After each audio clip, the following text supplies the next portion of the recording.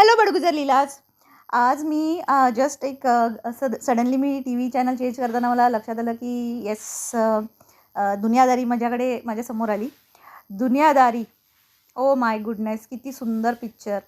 आणि एक एक आहे लेजेंडरी ॲक्टर लक्ष्मीकांत बेर्डे, अशोक सराफ. हे दोन होते ना, हे दोन ॲक्टर्स होते ज्यांनी मराठी इंडस्ट्रीला खूप पुढे नेलं. म्हणजे ते खूप, म्हणजे त्यांचे एक एक मूव्हीज, त्यांचे एक एक पिक्चर, त्यांचं एक एक ॲक्ट इतका एंटरटेनिंग, म्हणजे असे कॅरेक्टर पुन्हा कधी ना झाले ना होणार.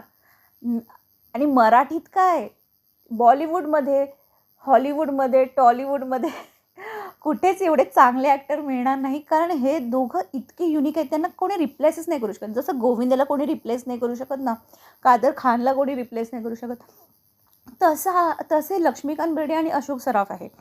आणि त्याच्यानंतर ना, जेव्हा लक्ष्मीकांत बेर्डे आणि अशोक सराफ ह्यांचा एक फेज होता, त्यांच्याबरोबर ऑफकोर्स त्यांना सपोर्टिव्ह आणि आणखी पिक्चरला, मराठी पिक्चरांना खूप अजून पुढे नेण्यासाठी अजून हातभार लावला तो वर्षा उसगावकर, परत अश्विनी भावे, आणि अशा खूप चांगल्या चांगल्या ॲक्ट्रेसेस आहेत. कदाचित मला सगळ्यांची नावं नाही घेता येणार किंवा लक्षात नाही आहेत आत्ताच्या घडीला, पण खूप सुंदर सुंदर ॲक्ट्रेसेस होत्या आणि आहेत, म्हणजे सॉरी. आणि त्यानंतर ना, पण एक नंतर आहे ना, एक पॉज आला. ज्या